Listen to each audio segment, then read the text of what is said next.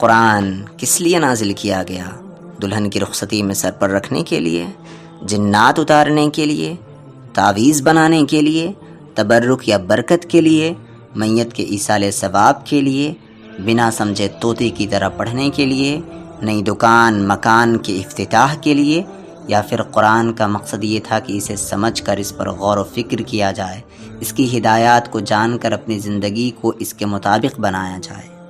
قرآن کے بیان کے مطابق اس کتاب کی حفاظت کا ذمہ خود اللہ رب العزت نے اپنے ہاتھوں میں لے لیا ہے، لہٰذا ہم یہود و نصارہ کی طرح اس کے الفاظ کو تو نہ بدل سکے، مگر اس کے حقیقی مقصد کو ہم نے بدل ڈالا۔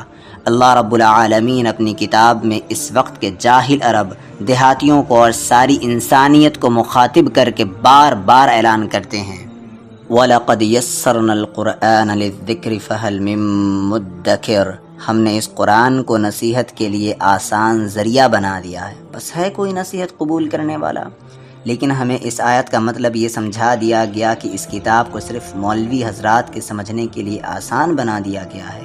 ہم سب رسول اللہ صلی اللہ علیہ وسلم کی شفاعت کے متمنی ہیں، مگر کیا آپ جانتے ہیں کہ قرآن حکیم میں سورہ الفرقان میں اللہ رب العزت فرماتے ہیں کہ اس دن رسول اپنے ان امتیوں کے بارے میں اپنی ناراضگی اور دکھ کا اظہار کریں گے جنہوں نے قرآن پر عمل کرنا اور اس پر غور کرنا ترک کر رکھا تھا۔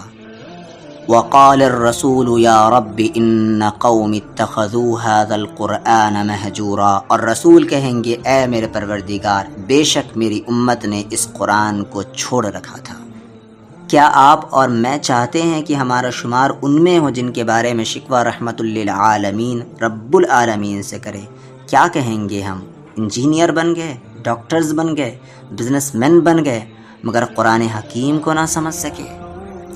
کیا صفائی دیں گے کہ ہم نے ماسٹرز اور پی ایچ ڈی کی ڈگری تو لے لی، اپنی جائیدادیں تو کھڑی کر لی، اپنی اولاد کو تو اونچا پڑھا دیا، مگر آپ کے کلام پر غور کرنے کا ہمیں وقت نہیں ملا؟